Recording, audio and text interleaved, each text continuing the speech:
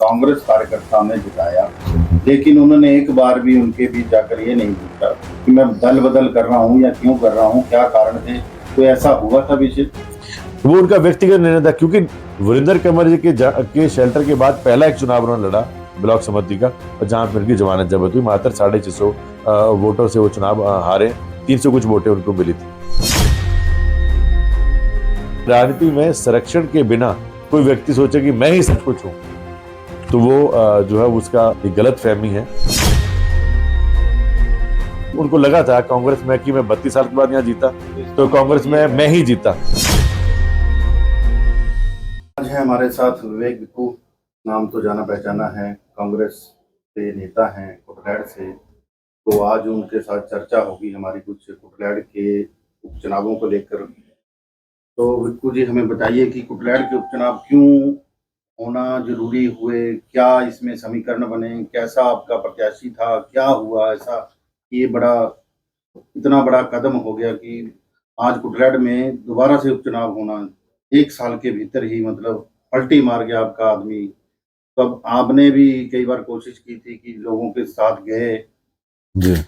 और देखा कि जनता से अपील भी की कि भाजपा के विरुद्ध वोट दी जाए, लेकिन आज वही कैंडिडेट आपका भाजपा के साथ खड़ा है। तो कांग्रेस भी है, बीजेपी भी है, वो कॉम्बो हो गया एक तरह से वो प्रत्याशी। तो जनता क्या करेंगे, आप भी क्या करेंगे अभी? देखिए, सबसे पहले तो मैं एक बात कहना चाहूंगा कि कांग्रेस भाजपा तो अपनी अपनी जगह जहां पर है वहीं पे है। जहां तक बात हमारे विधायक की है, विधायक पहले बीजेपी से संबंधित थे।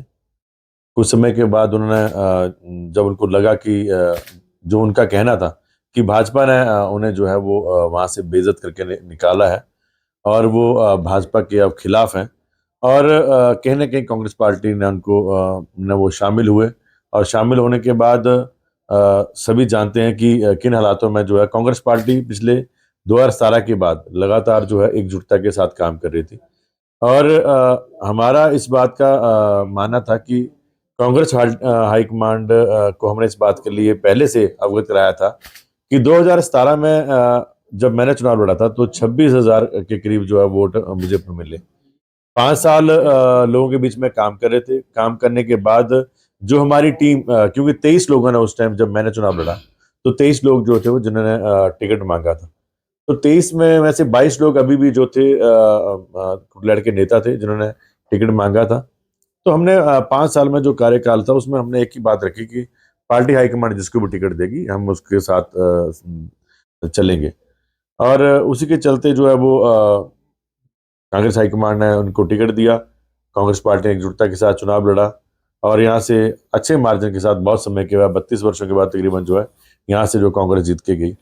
मगर कारण ये रहा कि हर आदमी की एक अपनी विचारधारा और सोच होती है। तो वो शुरू से ही जो है वो भाजपा से जब आए थे तो उनकी जो उनका ये कह सकते हैं कि जो चाल चलन था, उनका व्यवहार था, वो कांग्रेस के लोगों के प्रति ठीक नहीं था। कारण क्या, ऐसा क्या हो गया कि कांग्रेस छोड़ के बीजेपी में चले गए? जनता कांग्रेस छोड़ के बीजेपी में, कांग्रेस छोड़ के बीजेपी, सवाल नहीं है, नहीं, ऐसे कई तरह सवाल के कुछ नहीं सवाल है, है। सवाल कुछ नहीं है। कांग्रेस को छोड़ना जो है वो इसलिए उनको लगा क्योंकि वो जिस कारोबार से आते थे, माइनिंग जो है वो हिमाचल प्रदेश में एक बहुत बड़ा जो है वो पिछले दिनों में एक मुद्दा बन गया था। और माइनिंग के माध्यम से उनका कारोबार था।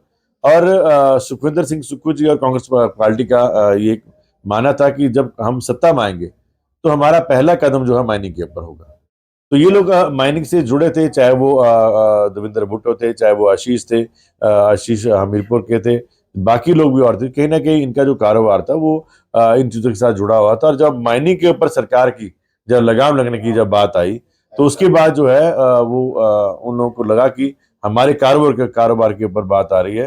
क्योंकि सरकार ने जब कहा था कि आम जनता को इसका नुकसान हो रहा है, लोगों को जो रेत बदरी जो कुदरत की देन थी वो लगातार जो है वो उसके दाम बढ़ रहे थे, तो सरकार ने जब लोगों से वायदा किया था तो सरकार के जब इसके ऊपर कठोर कदम जब शुरुआत हुई तो किसी न किसी बहाने के साथ उन्होंने अपनी दूरियां बनानी शुरू कर दी। चलो, आपकी बात ऐसा है कि अब उन्होंने दल बदल भी किया।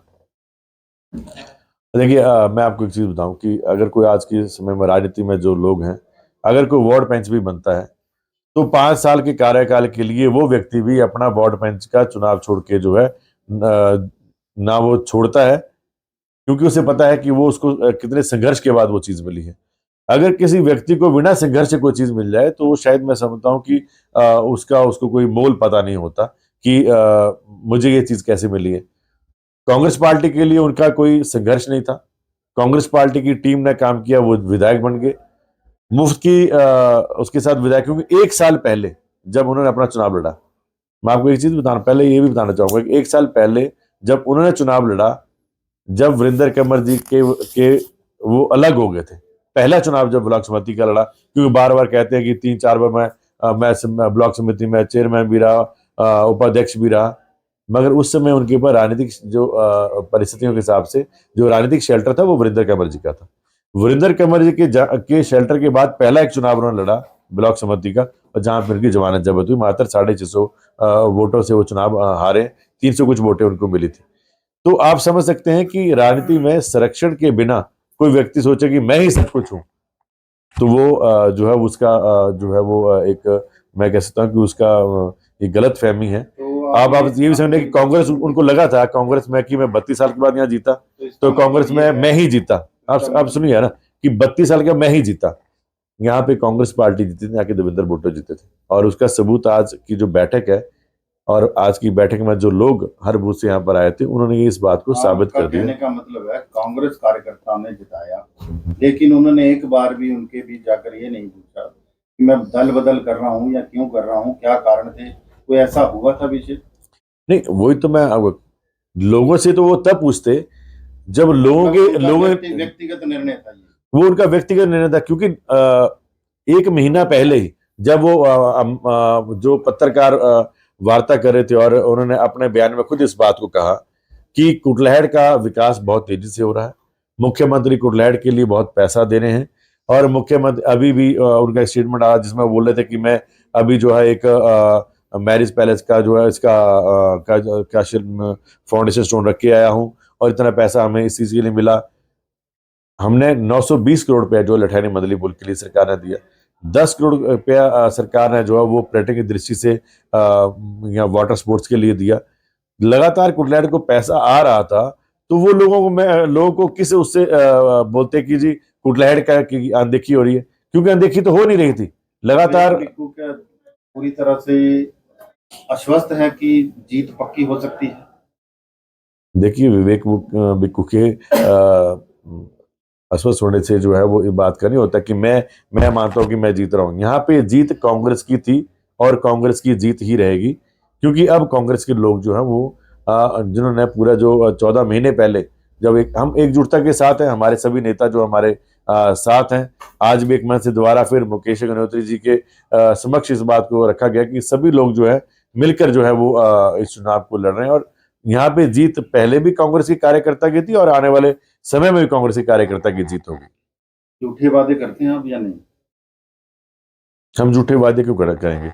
कांग्रेस पार्टी में राजनीति में तो झूठे वादे अक्सर होते ही रहते हैं, तो क्या विवेक बिक्कू झूठे वादे करें? देखिए, झूठे वादे तो वो करें जो जिनको वायदे निभाने की आदत ना हो। हम तो वायदे जो हम कर रहे हैं, मुझे पता है कि मेरा कितना दायरा है, तो मैं उसी दायरे में रह के बात करूंगा जो मैं कर सकता हूं।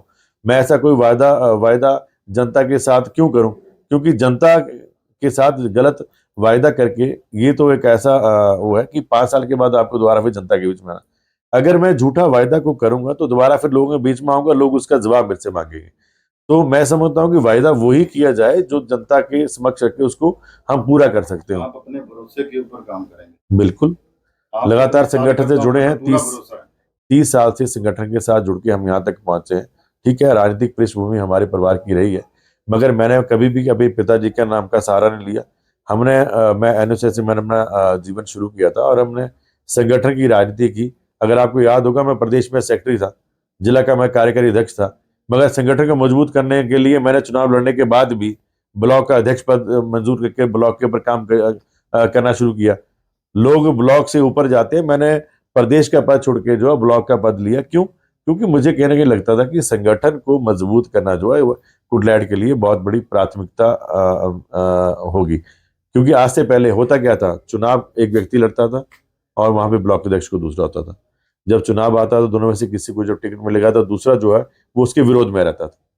ये पहली बार हुआ 2017 के बाद कि मैंने चुनाव लड़ा था और मैं ही ब्लॉक अध्यक्ष था। हमने यहाँ पे कोई नया ग्रुप बनने दिया, क्योंकि जितने लोग भी बाकी थे हमने सबको साथ चलाया, सबको मीटिंग में बुलाया, सबको जो है पूरा मान सम्मान दिया, और किसी को इस बात का के लिए लगा ही नहीं कि जी हम अलग से अपना ग्रुप बनाए, क्योंकि वो हमारी हर बैठक में आते थे। तो जितनी हाजिरी मेरी अगर होती थी वहां पे तो उतनी हाजिरी उनकी होती थी। तो किसी को लगा नहीं कि हमारे को लग जो है धड़ा बना के चलना चाहिए। मगर उसका सिर्फ एकदम से चुनाव आपके ऊपर आ गया है, आप तैयार हैं इसके लिए पूरी तरह? तो हमें तैयार होने के लिए क्या चाहिए? हम लोग कौन सा राजनीति से पहले बाहर चले गए थे? 14 महीने के कार्यकाल में हम लोग पहले भी लोगों के साथ मिलते रहे। हमने ऐसा नहीं था कि मुझे टिकट नहीं मिला तो मैं अपने बंद कमरे में अपने कार्यालय में बैठ गया। हम 14 महीने में फिर भी आपने देखा होगा प्रदेश के हर कार्यक्रम में हम गए। कुटलैहड़ में हमें नहीं बुलाया जाता था, ये अलग बात है, मगर प्रदेश के हम कार्यक्रम में जाते थे। जहाँ जहाँ मुख्यमंत्री के कार्यक्रम होते थे वहाँ जाते थे, और जहाँ भी कोई ऐसा कार्यक्रम होता था कि जहाँ पे हमें जाना चाहिए, हम लगातार लोगों के साथ संपर्क में थे। हाँ, उस व्यक्ति के लिए जरूर दिक्कत हो सकती है जो जिसको लगा कि अब टिकट नहीं मिला, अब घर बैठ जाओ। टिकट नहीं मिला, हम संगठन के लिए फिर भी काम कर रहे थे। मैं प्रदेश का जनरल सेक्रेटरी था पार्टी की। चर्चा है कि भुट्टो जी धन बल के उसके साथ जीत जाएंगे, या फिर ऐसा कार्यकर्ताओं में कुछ ऐसा प्रचार करेंगे जिससे वो बिक्कू की छवि को कुछ ना कुछ बिगाड़ने की कोशिश कर सकते हैं। आप किस तरह से अपनी छवि को बचाएंगे, या जनता के में जाके क्या ऐसा प्रचार करेंगे? वो कुछ है, कुछ आपकी? देखिए, छवि की बात खराब करने वाली बात तो ये है।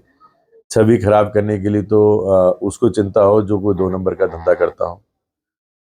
ना हम ठेकेदार हैं, ना हम ठेकेदारी करते हैं, ना हम कोई सरकारी तंत्र में काम करते हैं। हम अपना एक शुद्ध व्यापार करते हैं, और वो सबके सामने है कि हमारा व्यापार क्या है। और जहाँ पे हम साथ में जो हमारी काम है, हम काम के हिसाब से इनकम टैक्स पे ही हैं। हमें कोई ये नहीं कि हमको नया काम कर रहे हैं। और साथ ही साथ हमें इन चीज़ों की डरने की ज़रूरत नहीं है कि धन से अगर कुटलैहड़ के लोग बिकते तो आज को कुटलैहड़ कांग्रेस मुक्त हो जाती। इससे पहले कई धना सेठ यहाँ पर आए। धन के साथ किसी को मैंने आज मंच के ऊपर भी ये बात रखी। जिस व्यक्ति के पास धन नहीं है उसके पास क्या होता है? उसके पास होता है उसका स्वाभिमान। हमारे लोग जिस व्यक्ति के पास कुछ देने के लिए नहीं, उसके पास उसका स्वाभिमान है। तो मैं समझता हूँ कि लोग अपने स्वाभिमान के साथ जो कंप्रोमाइज नहीं करेंगे। यहाँ पे लोग हिमाचल में कोई इतनी बुरी स्थिति नहीं है कि लोगों को जो दो समय का खाना नहीं मिल रहा है, और 2 समय का जो खाना जो ये लोग देंगे, ये अगर आप 2 महीने में इनको कुछ दे भी देंगे तो बाकी 60 महीने और हैं, या सरकार का जो कार्यकाल बाकी है तो उसमें भी तो लोग अपना परिवार चलाते होंगे। ऐसा नहीं है, कुटलैहड़ में कोई बिकने वाला नहीं है, और हमें अपने कार्यकर्ताओं पे, हमें अपने लोगों पे विश्वास है। यहाँ पे जो कोई ऐसा खरीदार नहीं है जो इनको जो है वो खरीद पाए।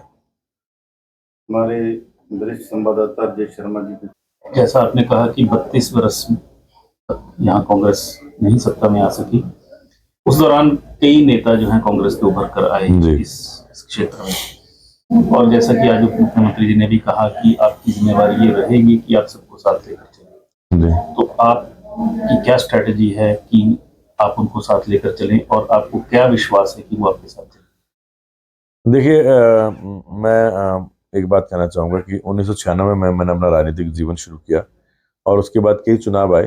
कई बार हमने टिकट मांगा भी, कई बार मिला, कई बार नहीं मिला, मगर हमने कभी भी संगठन को और पार्टी को नहीं छोड़ा।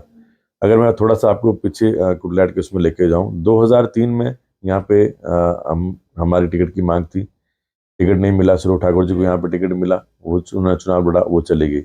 मगर हमने 5 साल लोगों के बीच में फिर काम किया, दोबारा 7 में चुनाव लड़ा। लड़ने के बाद 7 के बाद दोबारा फिर 12 तक काम किया, टिकट मांगा, नहीं मिला। रामदास मनागर जी को टिकट मिला, हमने उनके साथ भी काम किया। अकस्मात उनका कुछ समय के बाद उनका निधन हो गया, उसके बाद दोबारा फिर काम किया। 17 में मुझे चुनाव लड़ने का मौका मिला। 17 के बाद हमने फिर संगठन के लिए काम किया। 22 में हमारा टिकट कट गया, मगर हमने फिर पार्टी के लिए काम किया। और अगर मैं आपको बताऊं, हमने कुटलैहड़ एक ऐसी विधानसभा थी पिछले 5 सालों में जहाँ पे हमने कांग्रेस हाईकमांड के द्वारा जो हमारे जो फ्रंटल हेड होते हैं, चाहे वो हमारे 3 हैं, जैसे ब्लॉक कांग्रेस कमेटी के साथ साथ आपका महिला कांग्रेस है, यूथ कांग्रेस है, सेवा दल है, हमने उसके अलावा यहाँ पर जितने भी हमारे 10 और हैं, चाहे वो इंटेलेक्चुअल सेल था, चाहे वो सेवा दल था, चाहे यूथ कांग्रेस था, चाहे वो किसान कांग्रेस थी, चाहे वो एक्स सर्विसमैन सेल था। हमने जितने भी हमारे सेल थे, हमने सब की यहाँ पे कार्यकारिणी बनाई थी। हमने सबकी यहाँ पे लोगों को जो है वो कार्य बना के जो उनको मान सम्मान दिया था। और जब भी उनके कार्यक्रम होते तो हमारी किसी बैठक में 200-300 से कम लोग होते नहीं थे। ये मैं इसलिए कह रहा हूँ कि हमने संगठन को कहीं ना कहीं एक मजबूती दी थी। बात काम की और सरकार की नहीं होती है, बात ये होती है कि यह संगठन के साथ जो व्यक्ति चल रहा है, हम उसको कितना उसको जो मान सम्मान देते हैं। आज आपने देखा होगा कि जितने लोग भी आज यहाँ पर इस बैठक में आए थे, ये सब लोग वो हैं जो अपने आप इस बैठक में पहुंचे। ये कोई रैली नहीं थी, एक छोटी सी मीटिंग थी हमारी, जिसमें जो हमने कोई यहाँ पे किसी को ये नहीं कहा था कि आप, हमने हर बूथ से 4 या 5 लोगों को बुलाया था। और हर बूथ से हमारे 118 बूथ हैं और 118 बूथों से यहाँ पर लोग पहुंचे और सभी ने पूरी भागीदारी इस बैठक में की। कांग्रेस पूरी तरह से संगठन के साथ मजबूत है। पार्टी की विचारधारा और पार्टी की जो नीतियां हैं उनको आगे ले जाने के लिए हमारे कार्यकर्ता जो है आगे तैयार बैठे हैं। हमारे जो उपचुनाव हैं ये लास्ट फेज में है, यानी आपके पास अभी भी 50 दिन बाकी हैं कैंपेनिंग को लेकर। और ये बड़ा लंबा समय है अगर हम एक विधानसभा को लें तो। इसमें आने वाले समय में जैसे जैसे फेज बाकी देश में खत्म होंगे तो यहाँ पर भाजपा के बड़े बड़े नेता और बहुत बड़े बड़े वो कार्यक्रम, क्योंकि अपने अपने वो कहते हैं कि हम पूरे विश्व की सबसे बड़ी पार्टी हैं, ऑर्गेनाइजेशन मजबूत है, तो उस दृष्टि में आपको क्या लग रहा है कि आपकी तैयारी कैसी होनी चाहिए ताकि पूरे 50 दिन आप उनको काउंटर कर सकें जनता के बीच में? देखिए, मैं तो ये बात सुन रहा हूँ कि एक सबसे बड़ी बात ये होती है कि अगर आपका अपना बूथ जो मजबूत है, अगर आपके अपने लोग मजबूत हैं तो वहाँ पर जो है वो कौन आएगा? बाहर का व्यक्ति आके, सभी को पता है कि यार लोग समझदार हैं कि बाहर के लोग व्यक्ति आके जो है आपको जो है वो सपने तो दिखा सकता है, मगर हकीकत में आपको दोबारा फिर अपनों के बीच में ही रहना है।